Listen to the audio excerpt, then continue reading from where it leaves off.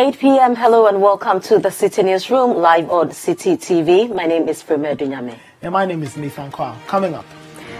Relatives and natives of Kwame Nkrumah's hometown in Nkroful accuse government of neglect. Technical University Teachers Association denied calling off its nationwide sit-down strike following a meeting with the National Labour Commission and government. Also coming up, we will take you to Weija, where school children have resorted to the use of canoes as their mode of transport to school. And all roads lead to the Burma Camp Leisure Centre tomorrow morning for Ghana's biggest corporate sporting event, the City Business Olympics. All right, now in our very first story, for his selfless fight to lead the liberation of Ghana and Africa, Osajefo Dr. Kwame Nkrumah on his birthday is being celebrated across Africa. However, his relatives and some natives of Nkroful, his hometown, say the neglect of the place raises doubts about the rationale of celebrating Nkrumah. City News' Akwesi Ejenim has the details from Dr. Nkrumah's hometown. Dr. Kwame Nkrumah's remains was taken from his first burial spot in his hometown of Nkroful, but the place still attracts tourists from near and far. However, the joy of tourists traveling on a good road to Osajefo's mausoleum in Nkroful ends at Esiama, where a dusty and sometimes a muddy 7-kilometer road leads one to Nkroful.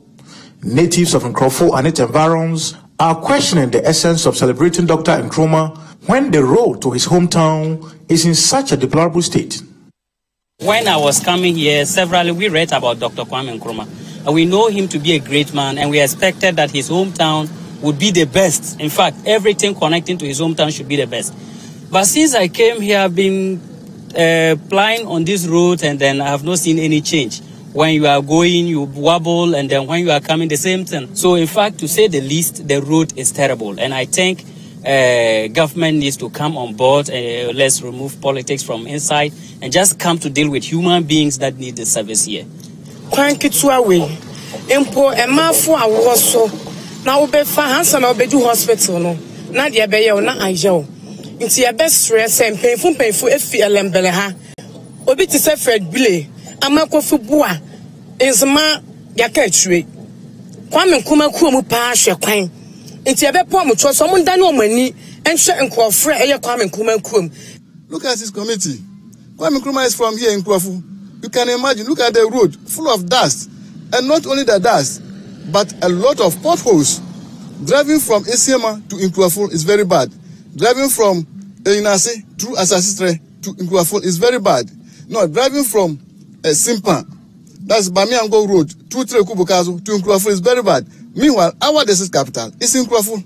So the question is, if Kwame Nkrumah is really recognized, if Nkroful is named as capital town because of Kwame Nkrumah, then I think this road must be put into consideration. So if they want to celebrate his birthday, are you people going to patronize this road? You want to travel through all this road to Kwame Nkrumah's museum? Will you be there? Managers of the Nkrumah Mausoleum at Nkroful says the neglect and the poor road is affecting tourism. The discouraging factor here is the road, and per our records in 2017, we had over 270 visitors. Most of them were citizens and foreigners, and we are almost at the last quarter of 2018, and the number of people who have been visiting this place has reduced drastically. You know, per the last assessment that I did last month for the tourism ministry, I think we had 90 visitors, and that is very bad. But what has the DC for Lembele has to say about a short but poor road? This is just a 7-kilometer road from the main highway to Telekubukazo, which ordinarily shouldn't be a problem to us as a nation, given the fact that this is the man whose birthday the country celebrates as a national holiday. But over the years, the infrastructure has been left to rot away, and the road itself was awarded on contract, to be honest with you, but we have had challenges. So what we have done as a government is to change a few things and then change the source of funding. GMPC, stigma, And then we are expecting that anytime soon, this road should see major rehabilitation. In fact, the idea is to do it asphalt from Izema to Telekubukazo and then continuing bitumen surface all the way to Mesoso, which is 28 kilometers. So we know that if you really want to be serious as a country, as a tourist attraction, we need a good road. This place that I'm standing is the home of Nyaneba, the mother of Dr. Kwame Nkrumah, and right behind me we have where she was actually buried. And as you can see, the family house, it looks so beautiful, but it is not painted for ages. What people over here are saying is that they are disappointed, they feel neglected by the state.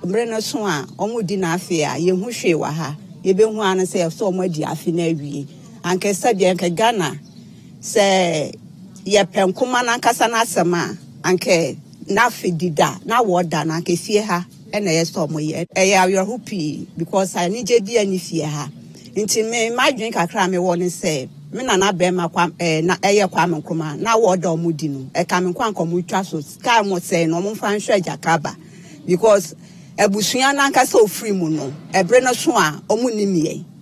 The mysterious river Sible here in Nkrofo that is said to have played a role in Dr. Kwame Nkrumah becoming a president is today seen a lot of improvement with a beautiful bamboo bridge on it and a beach party actually taking place at the banks of the river to mark the day of Dr. Kwame Nkrumah's birth.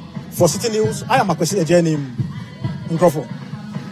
The Convention's People's Party says Ghana's trade agreement with China is ill-informed and primitive. Ghana recently signed a $2 billion bauxite barter agreement with China.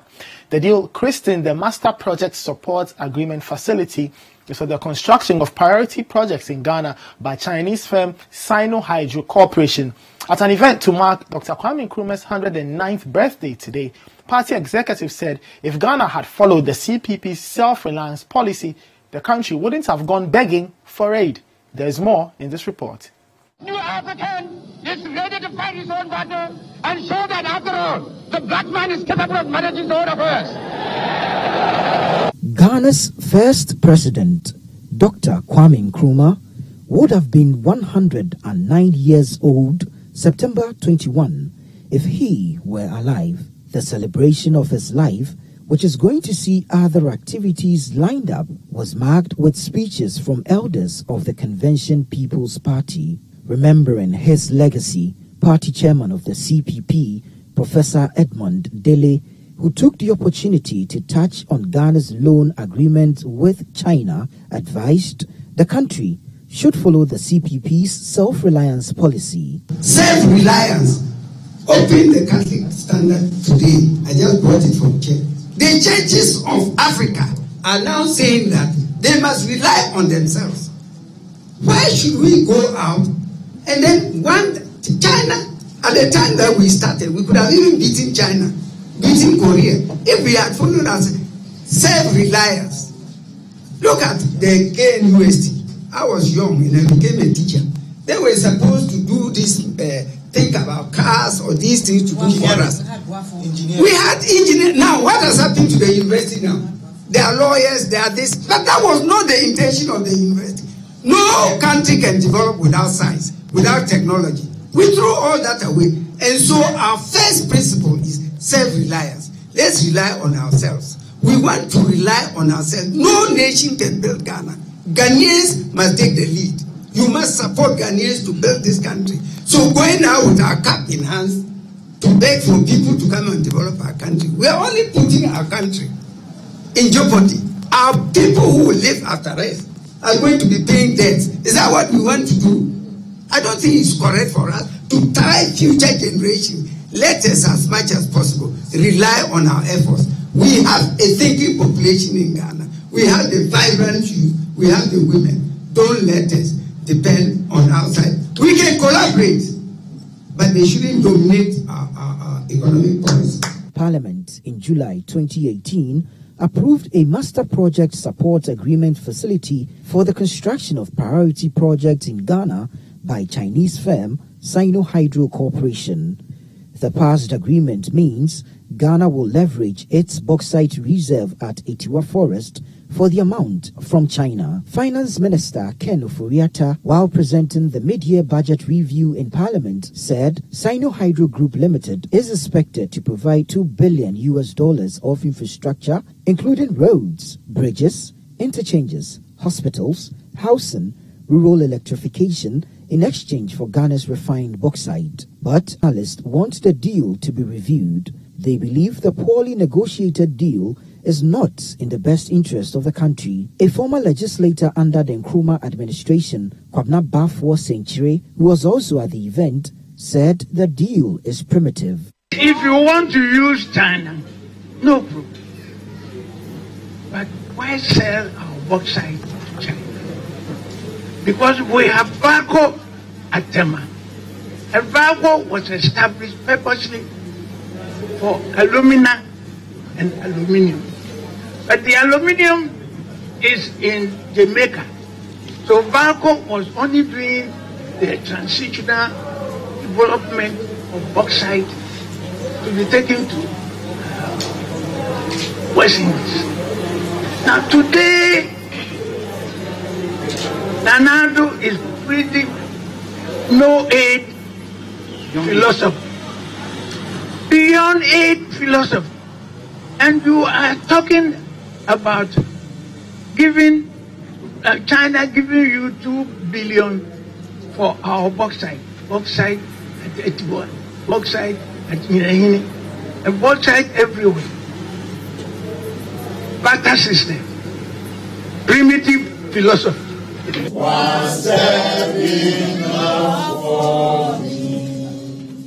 Right, so we now move to the Ashanti region, where the Zongo community has reiterated its call for the speedy implementation of the report by the independent committee set up by the government to investigate the killing of 7 youth in Aswase. According to the community, the government must also make the report public to clear any doubts on the minds of bereaved families and the entire community. CitiNews understands that the independent committee tasked to investigate the killing has submitted its report to the Ashanti regional minister. Although details of the report has not been made public, residents in the Zongo community have called for a quick implementation of its content. 5 of the 7 young men were buried recently according to Islamic rites, while the other 2, who were non-Muslims, were also buried in accordance with their beliefs. Leadership of the youth, addressing journalists in Kumasi, maintains that the deceased persons were not robbers, as stated by police. Sadiq Alhaji Hussein is secretary. There are 2 important things that we want to put across.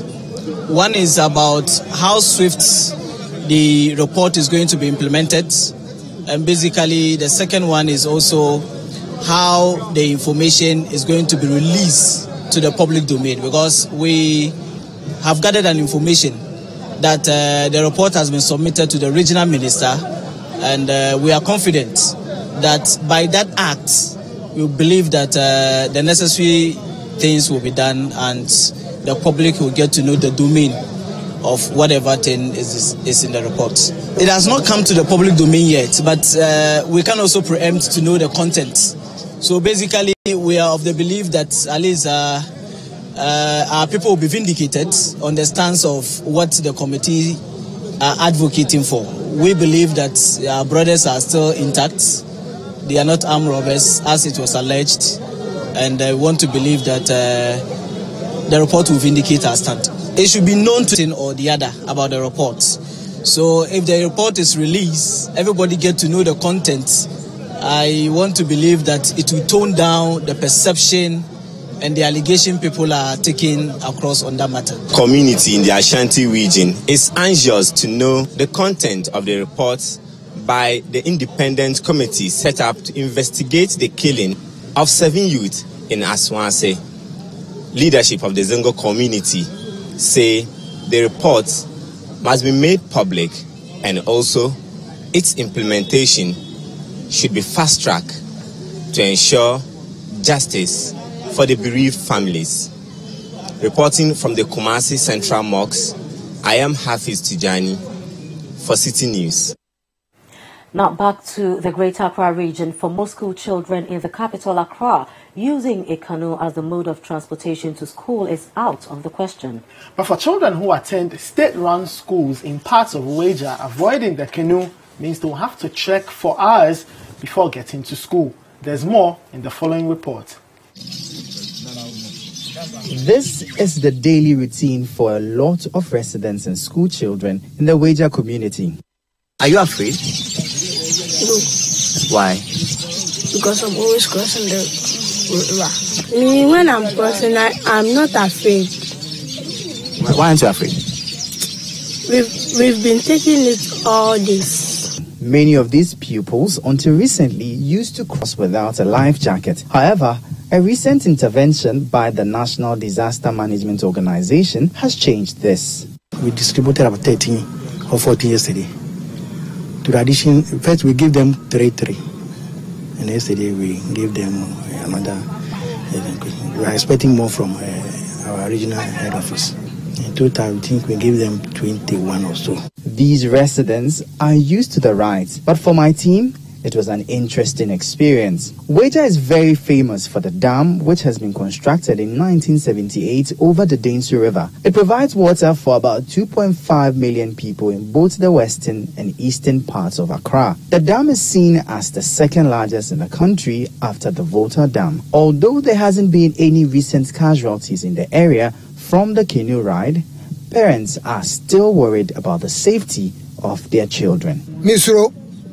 Misro papa anti omu ponsa ya mitumi ba tina mi this misu ala mi yenu ska mi ma kwaranu almost 3 months enyeska kituwa ti esra baino omu ba ye bridge maya wa. For canoe operators here, it is business as usual. School be a call one, I was 50 pesos in and out.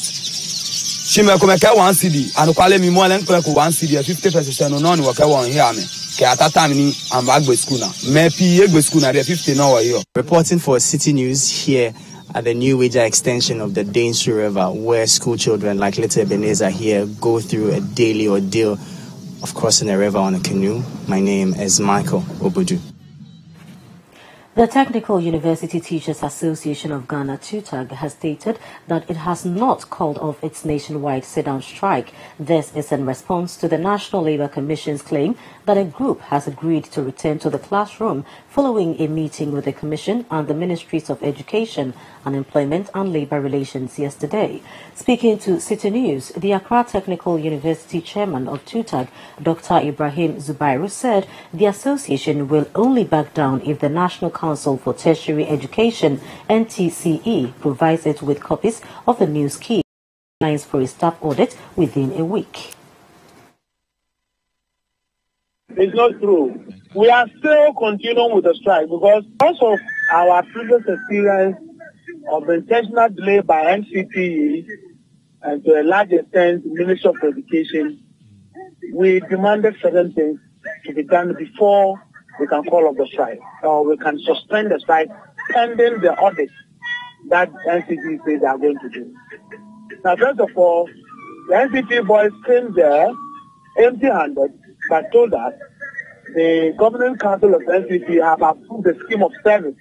So we said within 1 week, we need a copy of that. They should furnish all the TUs or technical universities copies of that scheme of service. 2, they claim that they will start the start of it by 1st October and latest 9th November they will finish it. We wanted to see the timetable when they are coming to Accra, when they are going to Koforidua, when they are going to Ho, when they are going to Tamale, in that order. And then the guidelines to guide the TUs to be in readiness waiting for them to come. What I'm saying is that if it's able to do that within 1 week, we don't have problem. We'll meet again and then decide whether we're going to consider government's appeal to call off the strike or not. Let's get to some other stories. And following a City News report, 6 out of the 11 former students of Green Pasture School, a basic school at Awoshi, who were not placed in senior high school this year, have finally been placed. The students who had been home for over a year, over withheld results told City News during a previous visit they could not afford another year at home. City News' Caleb Kuda revisited the pupils after their placement to see how they were preparing for school. The 11 past students of Green Pastures School were traumatized when City News first spoke to them last week.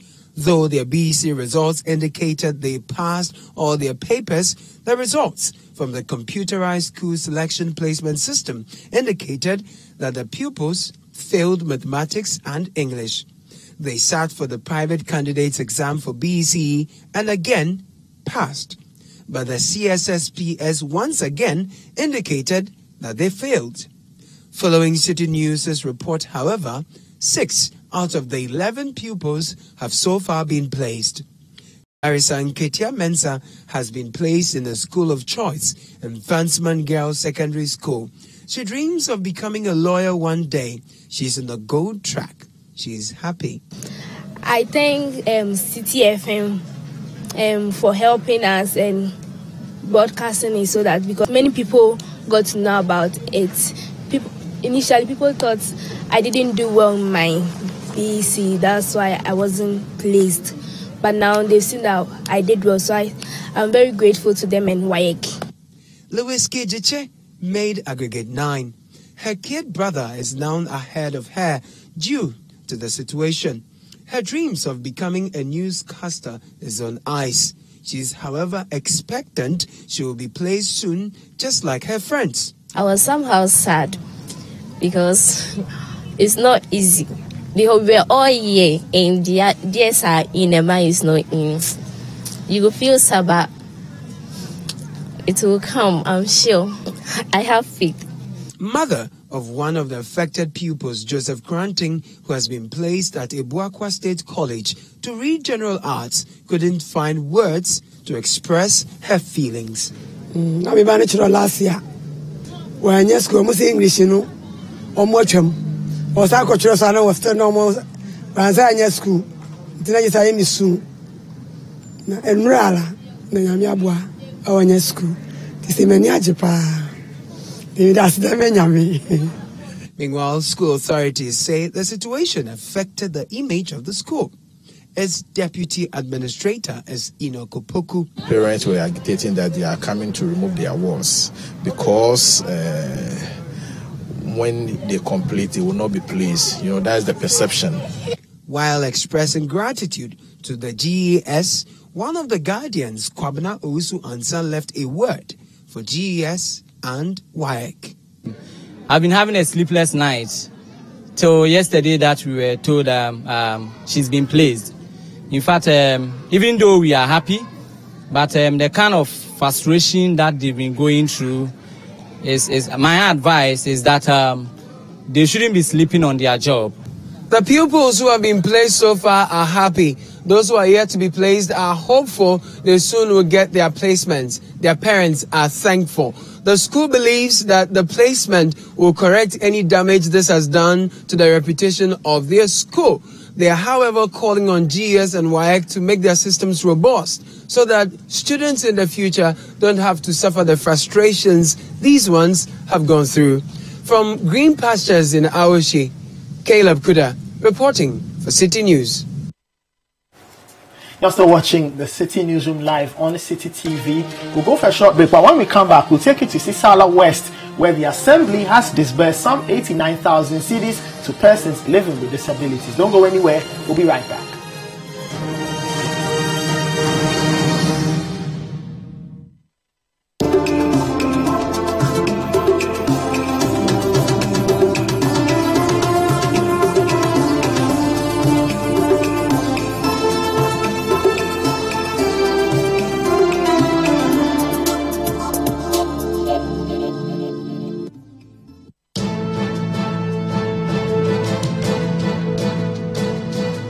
It's engaging, detailed, and loaded with factual and incisive analysis. It's The Big Issue, your preferred Saturday morning news and current affairs analysis program on City TV. Tune in this and every Saturday at 9 a.m. and hear the newsmakers discuss the top issues for the week. At that time, Charlotte was complete. I'm not defending Charlotte. I'm talking about the way we behave like hypocrites and ostriches in this country. At that time, she was a perfect person. It's The Big Issue with Stella Madonu on City TV.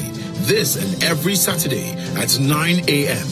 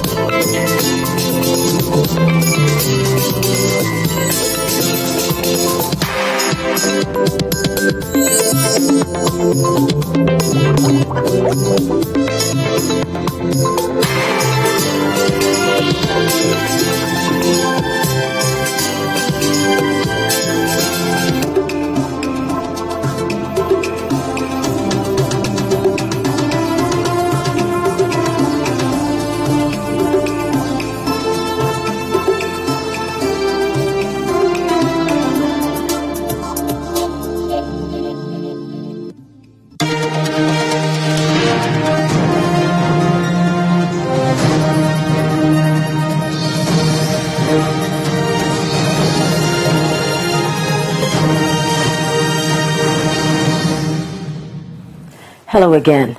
Halt the election of party executives. That is the suggestion of broadcaster and political analyst Paul Adumotre. Speaking at the campaign dialogue in Accra, Mr. Adumotre said a system which appoints party executives rather than elects them will reduce the expensive nature of these elections. He spoke at the campaign dialogue series in Accra. City News' Anne Shelley Zhu has more.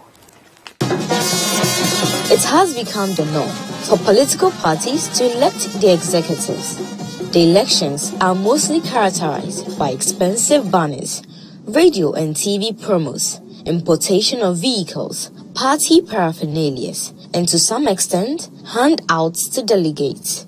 This, analysts say, is breeding corruption. To stop this practice, ace broadcaster and political analyst Paul Adumotre is advocating acclamation or appointment system of party executives rather than elections. I don't think if we can, as a country, we should have another look at the political parties law and see whether we can stop the elections of national officers in terms of electing them by the ballots, universal adult suffrage and things like that, because it cost us a lot of time, it cost us a lot of money.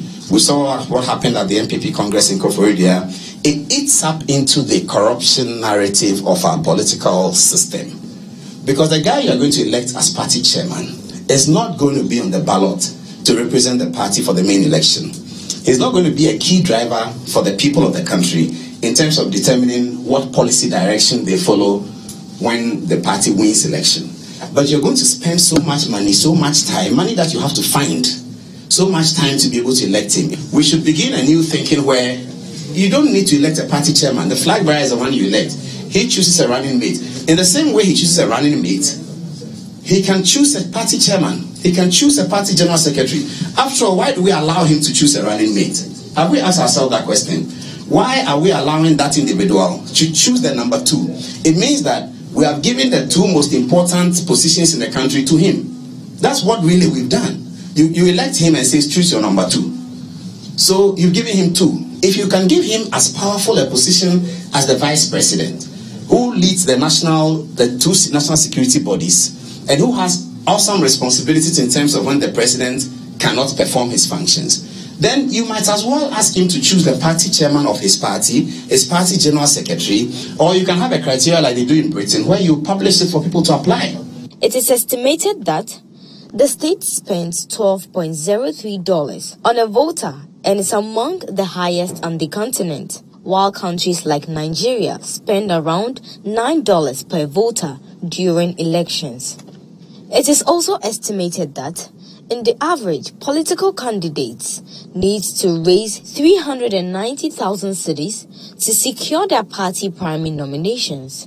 Taking an opposing view on the need to stop electing party executives, political science lecturer Professor Jampo described such a system as undemocratic. I agree with you. Elections are becoming too expensive. The last time I listened to Professor Jima Bwedi about this, our national elections are more expensive than sometimes elections that are held in America and all that.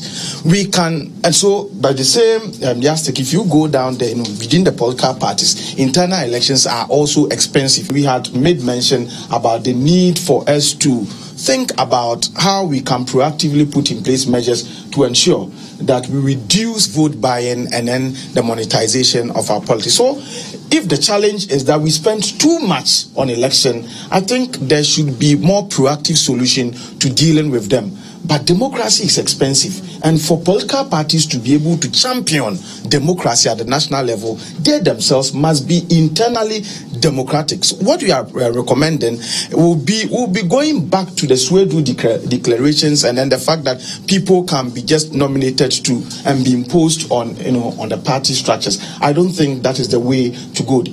Political analysts have called for systems where party and national elections would be less expensive and also corruption-free through democratic processes. Reporting for City News, and Shirley Ziwu. The Sisala West District Assembly has disbursed about 89,000 cedis to persons living with disabilities in the area. The disbursement, which is in fulfillment of the 3% allocation of the District Assembly Common Fund to persons with disabilities, is to enable the beneficiaries engage in productive activities to improve their living standards. News correspondent Latif in the Upper West region has the details in this report.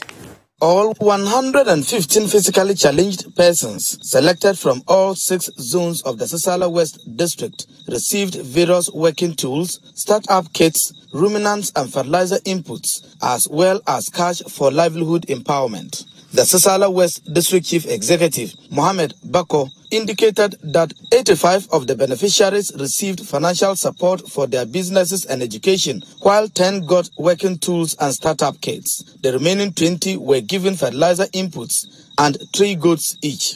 The DCE admonished the beneficiaries to make good use of the support given them. Sisala West has taken the pain in going round under the able leadership of the head of department for people with disability, that's social welfare, and then under the chairmanship of our honorable member, Mr. Sumani Zato, they have been able to select this number of people for us today to give the first tranche of the fund to at least over 120 people.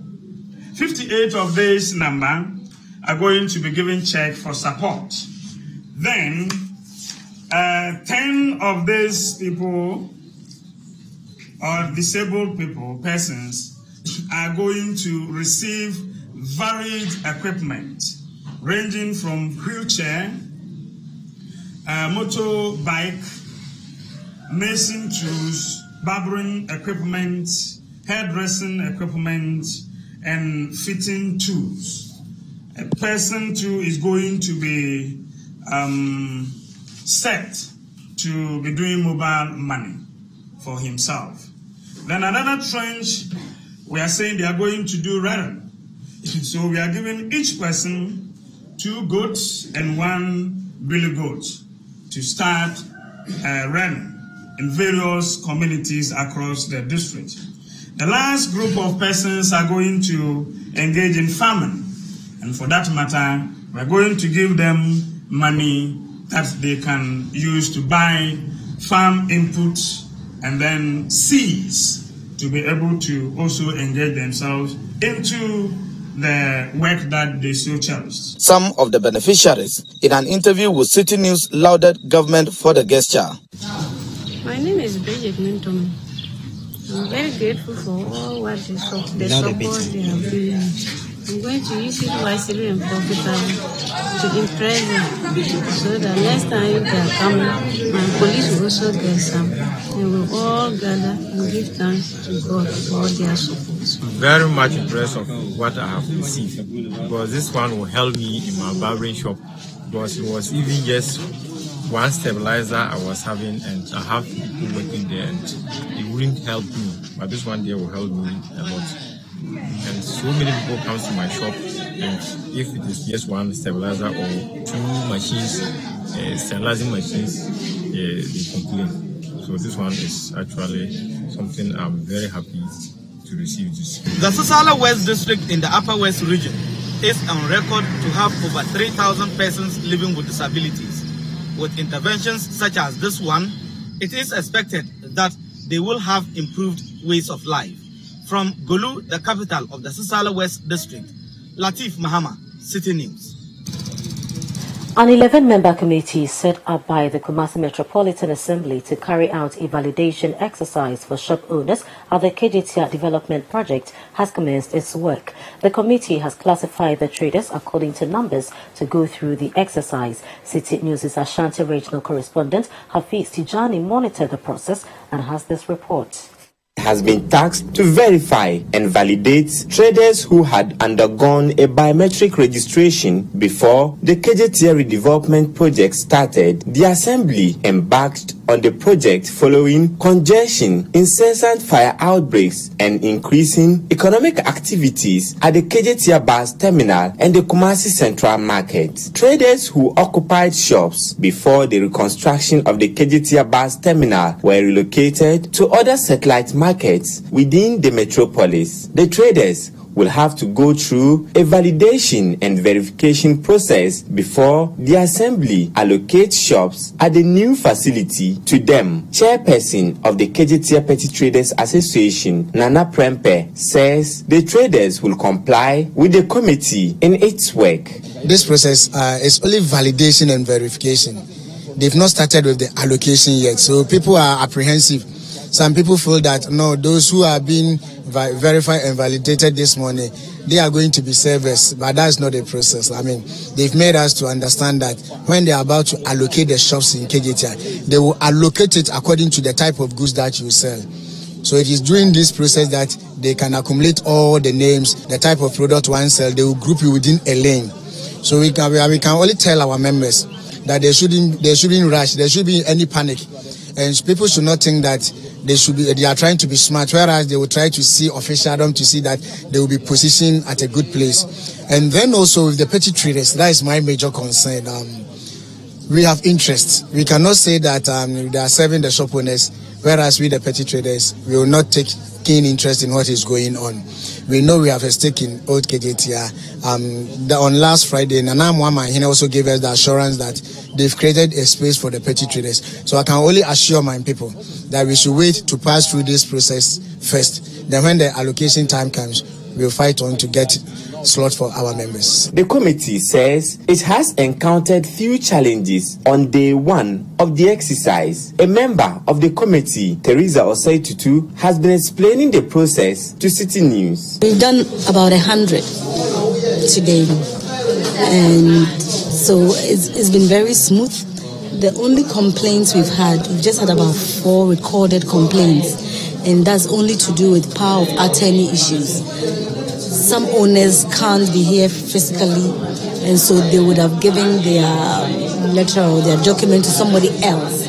But we need to physically verify that they are indeed the same one. So for such cases, we are deferring those cases so that for another day, so that the lawyers can actually verify that the power of attorney that they are holding is actually valid.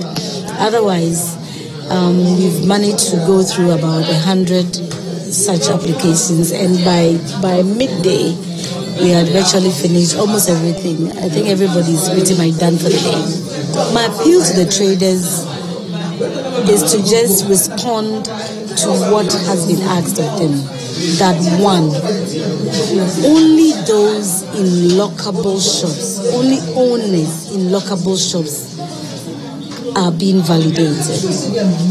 Tenants are not being validated at this point in time.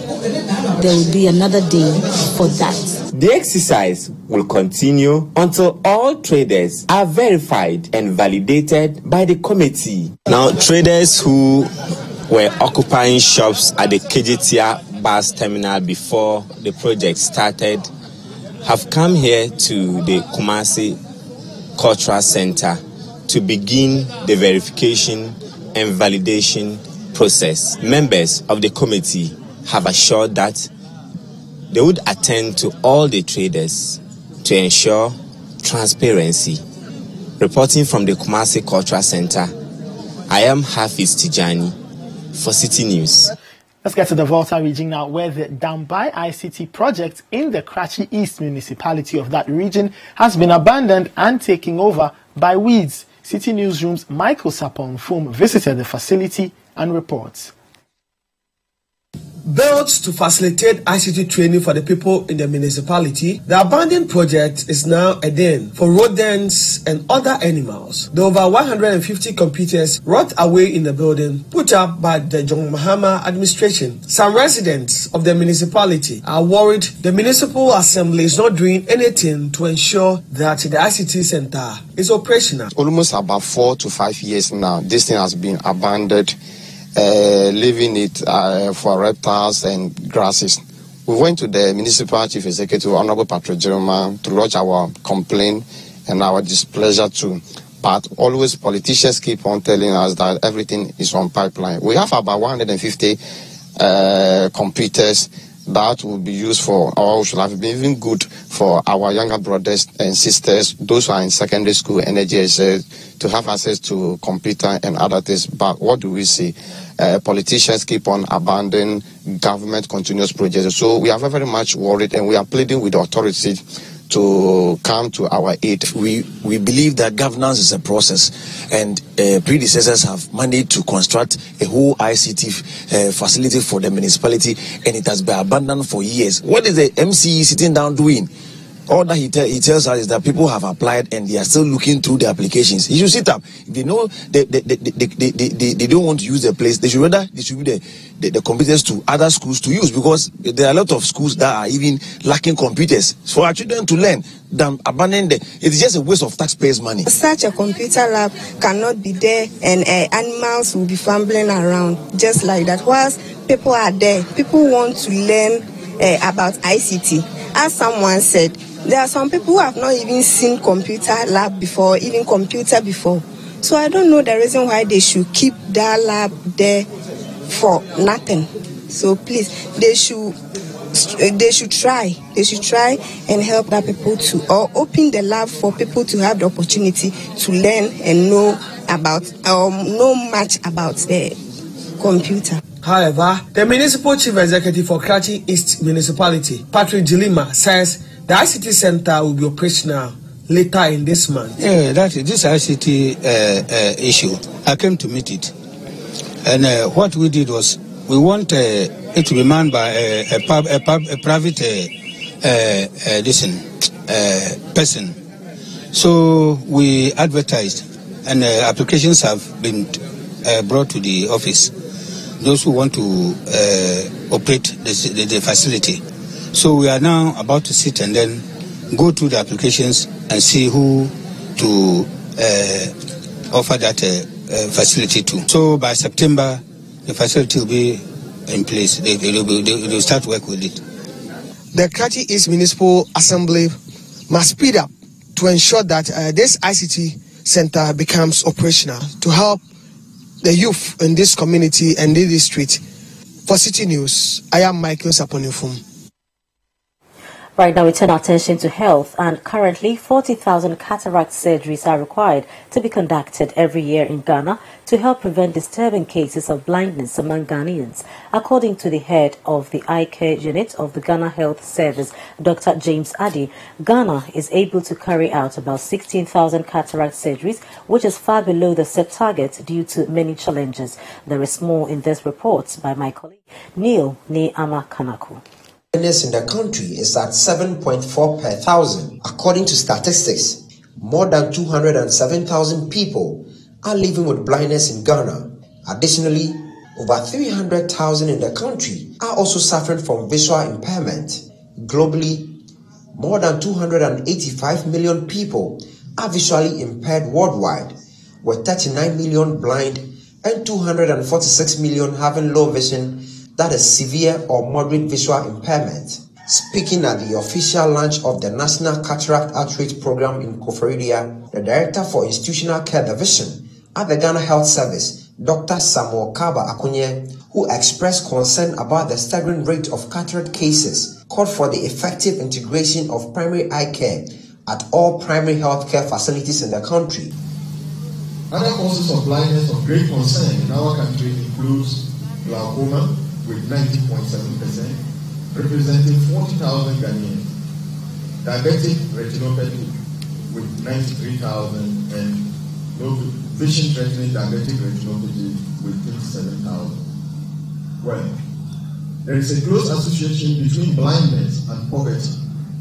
Severe vision impairment and blindness cause reduced income and quality of life.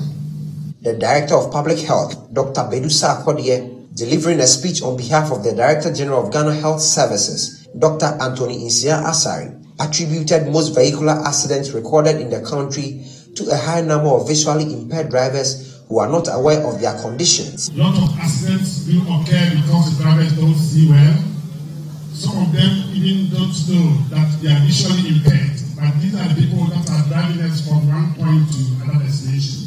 And we have a lot of accidents on our roads due to poor sights. Dr. Chen, cataract have been found to be the leading cause of blindness in Ghana, contributing to about 55% of all blindness in the country. Together with glaucoma and diabetic retinopathy, we have a huge burden, close to 70%. No, it's 86.5, close to 90%. If we address these three conditions, we are close to about 90% preventing and protecting against blindness and visual impairment in the country. In an interview with City News, Dr. Oscar Debra, the country representative of the High Million Cataract Project, called on government and the Ministry of Health to release funds early to effectively manage the outreach program. Things have been planned for Brekum. I think now they are doing screening to do the surgeries. They have some at Asankrewa also in the process. Upper West finished theirs 2 weeks ago. So we are going to do that. But the target we have for this year is 7,000 cataract surgeries because we started late.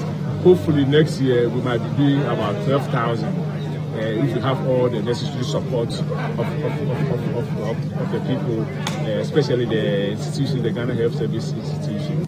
Only 13 countries have met the minimum human resource requirement of one eye healthcare professional for every 55,000 people, and that excludes the country Ghana. Only 13 countries have met the human resource requirement for one eye health professional to every 55,000 people, and that excludes Ghana. From Koforidua in Eastern Region, Neil Amate Kanaku reporting for City News. Right, so still live on City Newsroom. We take a breather here. When we come back, all roads lead to Bema Camp Leisure Center tomorrow morning for Ghana's biggest corporate sporting event, the City Business Olympics.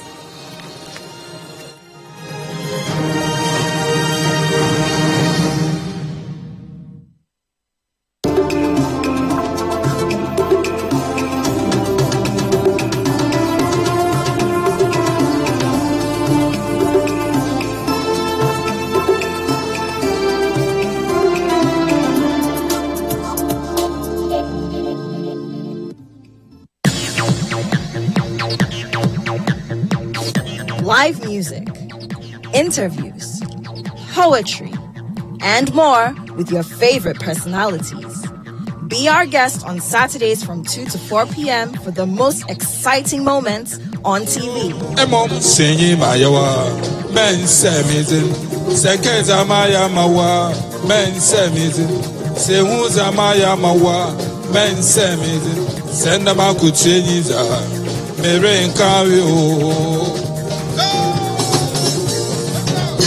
Join Kojo Akoto Boateng for real entertainment right in your living room. Saturday live on City TV and City 97.3 FM.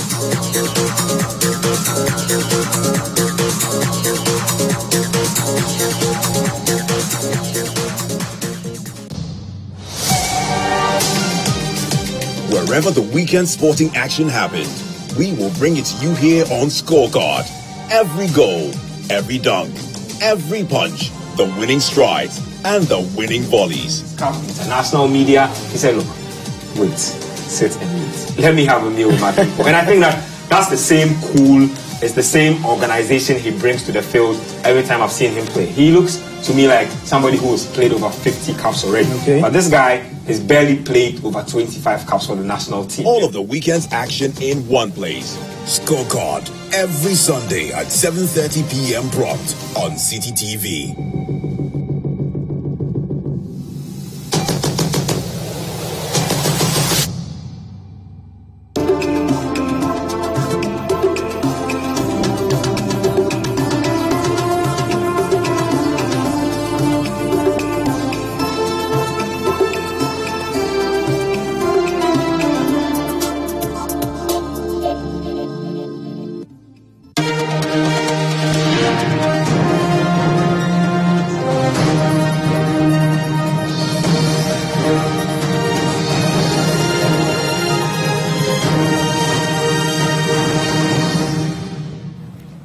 Hi, and welcome back to the City Newsroom live on City TV. Let's get to some agricultural stories. And the National Seed Trades Association of Ghana has called on Parliament to expedite processes for the passage of the seed regulation. This regulation, according to the association, will prevent adulteration and help the private sector value chain actors to provide quality seeds for Ghanaian farmers. The association also believes the passage of the regulation will guide the work of seed producers, seed processors, seed traders, agro-input dealers, and seed-related research institutes. Of the association who gathered at their second annual general meeting in Kumasi were optimistic that the seed regulations and the provision of funding to implement the national seed plan will give more room for private sector investment in the seed value chain. National President of the association, Thomas W. Havor, tells City News the regulation will eliminate fixed seeds in the system and also provide quality seeds for Ghanaian farmers to boost their yields. Now the government is aiming at the private sector to go into the production of quality seed for farmers. And we have passed the seed law and the seed policy. To be able to let the seed law run, we need regulations. Specific regulations, and this is what we need to pass. And once we are able to do that, it will attract a lot of private investment into the seed sector, so that even outsiders could come in, so that we could be able to produce more. But once the regulations are not there, many people find it difficult to put their money in, because the regulations will control the promotion of these fake seeds in the system. The meeting, which was under the theme Sustaining Seed Sector, Public-Private Dialogue and Value Chain Business Linkages, brought together individuals in the seed value chain. Some seed producers who spoke to City News say regulating the seed industry will contribute positively to government's flagship program, Planting for Food and Jobs. We all know hybrid is key. So by, the seed regulation, then seed farmers are able to expand their production, investors come into the industry, and then they can provide those farmers of the government flagship program, good options for their production. Thankfully, we have the government's flagship program, Planting for Food and Jobs. The number one pillar is seed. And so if we want to get the maximum yields we're looking out for, then this is the time the seed regulation could be passed on to support private sector, to support the government's program, and then to see the revolution in the agriculture sector that we are looking out for. With that, you are able to get good seeds to the farmers. There will not be adulteration. Those who hold the key or the power to regulate will also have the strength or the knowledge and then the capacity to regulate it. But as it is now, it is not. It will give them For instance, if somebody reports an adulterated seed to the police, it doesn't have any regulations or anything to stand on it to prosecute. NASDAQ, as part of its objectives in its 2018 to 2022 strategic plan, says it was committed to make Ghana the hub of quality and certified seeds. The association called on the government to make the unit in charge of quality assurance effective to enable the distribution of quality and certified seeds to local farmers. Hafiz Tijani, City News, Kumasi. Right, so all is set for the biggest corporate sporting event, the City Business Olympics. The Burma Camp Sports Center will host over 40 companies who have vowed to secure trophies for their respective teams. There's a following report that gives you a sneak preview into tomorrow's event.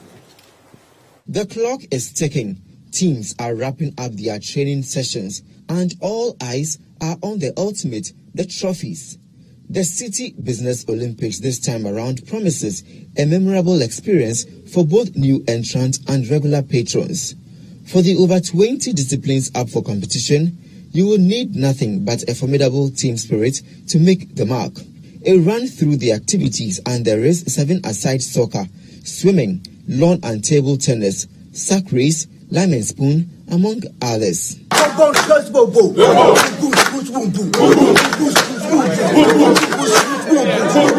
The only green that maintains its color during Hamatan. ADB, this is our first time, and we are going to not just compete, we are going to win. Each sport or each activity we are going to participate in, CADB, we are here to win. We are not here to joke.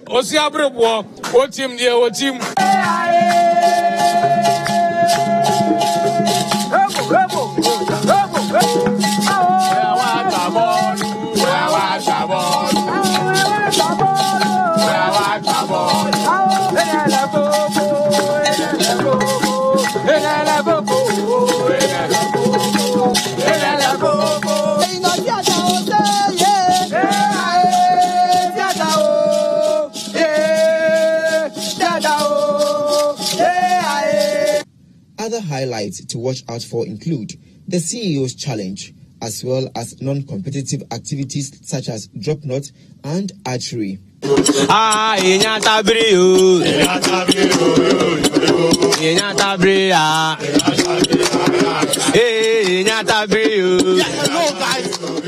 the total already charging for the competition. You can see we are already charging. Come Saturday. Are you ready for total? We are talking about total. When it comes to awards, when it comes to the best business in Ghana, we are talking total. So watch out for total this Saturday. We are going to watch you guys in football, whatever competition you have, swimming, I confirm so.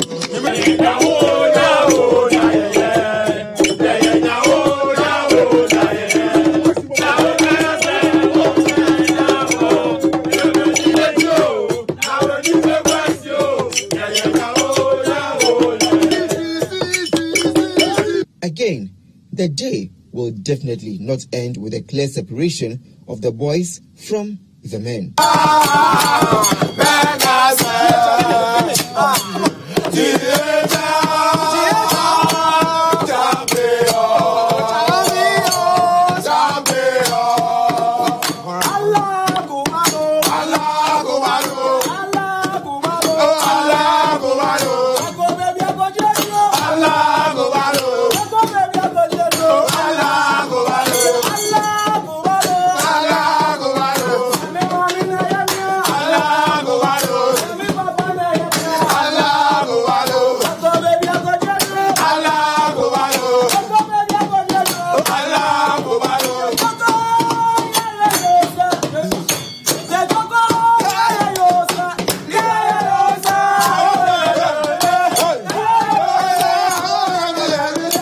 The City Business Olympics is powered by City 97.3 FM and supported by City TV.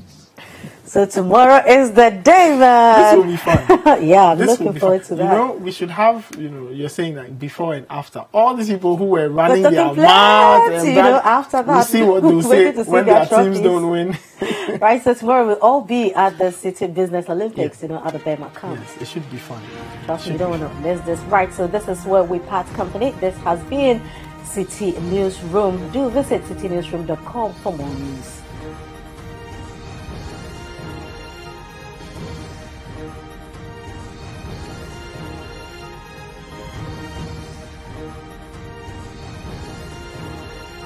My name is Primedina.